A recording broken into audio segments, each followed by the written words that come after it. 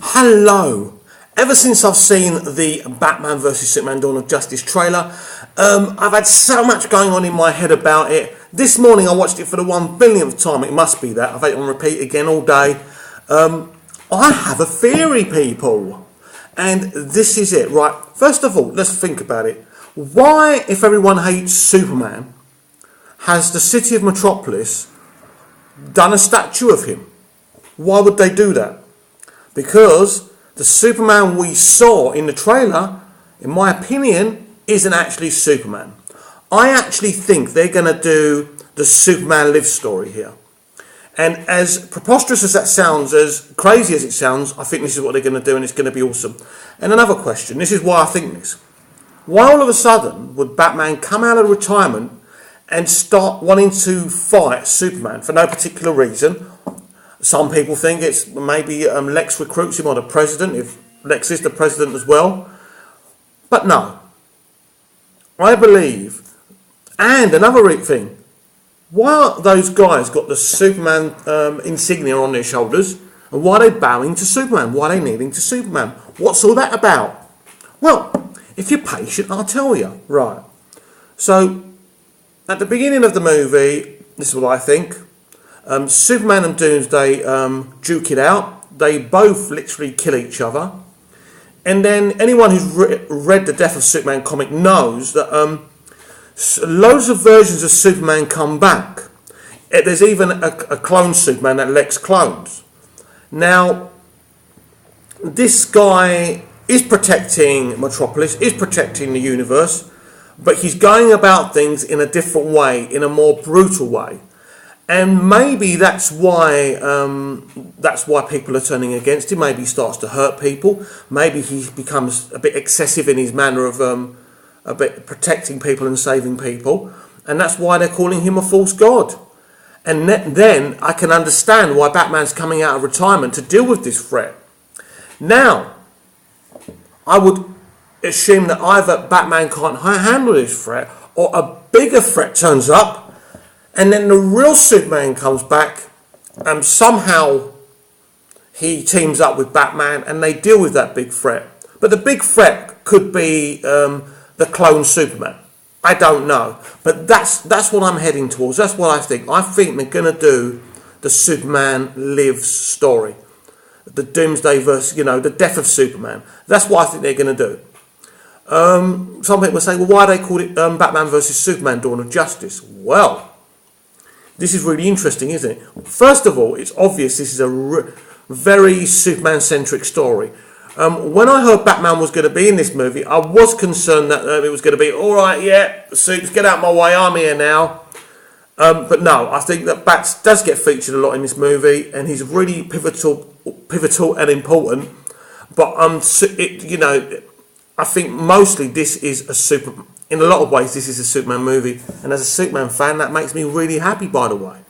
But we have to look at something. We have to look at what I'm saying. What I'm saying is for me, it makes perfect sense, because you've got to have logic. You can't have Batman wanting to beat up Superman for no reason.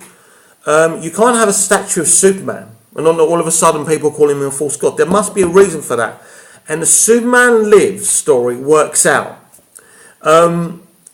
We know that Wonder Woman's going to be in this movie. We know that Cyborg's going to be in this movie. We know that Aquaman's going to be in this movie. We don't know about the Flash, but that could be a surprise. I don't know about anyone else, but there are 2 or 3 of the other heroes that are going to be in it. We know Batman obviously is going to be in it. The little clue in the title. But, so they're there. Now, we don't know if they haven't met yet.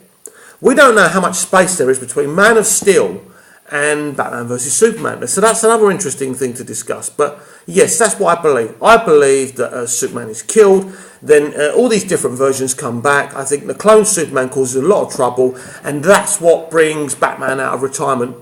I think this will be amazing. I think this will be really epic and amazing, and it really has put Marvel back in its box. Just a trailer. Forget if this actually is the death of Superman. I mean, people will say, well, isn't it a bit soon for the death of Superman? Well, not necessarily. I think it works perfectly with, you're calling it the Dawn of Justice, so this works perfectly. If Superman is hated because they think the Superman that comes back is the real Superman and he's causing trouble, and everyone hates him, and then there's a big threat, and then Superman comes back from the dead, and they realise that, you know, they're wrong about him, it's going to be excellent. Now, in the trailer, there was no Lois. Now, we know she's going to be in it, but how much she's going to be in it, I don't know. I did have a theory that Lois could be killed off, but I've been told I'm totally wrong on that, and I accept it. Of course, a lot of people would hate it if Lois was killed off. I mean, Superman's big love interest, Amy Adams, is awesome. But I always had a theory there was going to be a big twisty thing in this movie. There was going to be a big death. And if it is the death of Superman, bring it on, because it makes perfect sense. Because I was kind of getting the feeling, when they were kneeling to Superman, I'm thinking, well, what, has he become a tyrant? Has he decided? Even if you kind of just kind of forget the logic and you throw the logic out the window and you say, well, maybe the power's gone to his head. That isn't the character we saw in Man of Steel. He would never have done that. There's no question about that. It just wouldn't it would be stupid.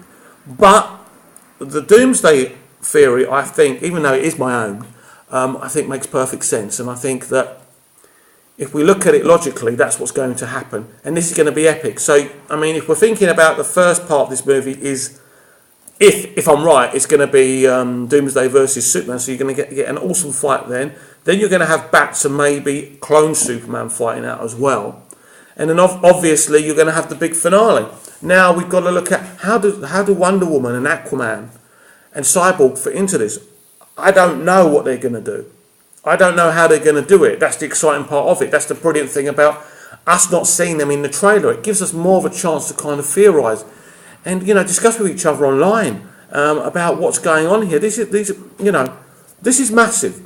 For us DC fans, never mind the outer circle, as I like to call them, for us DC fans, for a Superman fan like me, and a Batman fan, by the way, but, you know, Superman's my character ever since the Christopher Reeve film. This is a big moment. We've never seen this before. And to see the trailer and to see that actually this is going to have depth in it, this is going to have character in it, and just to see that scene with Ben Affleck when he's looking at the Batman suit, I thought that was hugely compelling. And already I'm sold on Ben being Bruce Wayne. I know some people will never be sold on it, even if he delivers an Oscar-winning performance, which that will never happen because he's in a superhero movie. But you know what I mean. They had to get someone in. They could have got an unknown. I mean, I don't know why they didn't get an unknown. I mean, Henry was pretty much unknown when he took the role as Superman, but for some reason they wanted Ben Affleck. I said before, and I've said to you guys a lot of times, the reason Affleck was coming, they knew he was a big Batman fan. They know he's a brilliant director, and they literally wanted to grab him before Marvel did. They didn't want Marvel getting their hands on him. He's been working with Warner Brothers for quite a few years, Ben Affleck. He's had quite a long contract with them, so it was a no-brainer, really. He was never going to turn it down. He's a successful director, but he loves Batman. He loves this kind of this universe, so that's not a problem. And I think if he does direct the kind of the next Batman film, I just think we're going to get something special. Then you'd have to think, well, who's going to write this thing? Maybe Ben again. I don't know how good he is as a writer, but I think they've got a good core team of constructing stories of Jeff Johns, Christopher Nolan, David S. Goyer, Zack Snyder, very integral, even though he's a director, very integral with the storytelling. And that's what I think they've got a great team of people involved in the DCU. And I think it's going to be brilliant. My 10 minutes is almost up. Well, that's my theory. Let me know what you think. Enjoy the rest of your Sunday. See you later.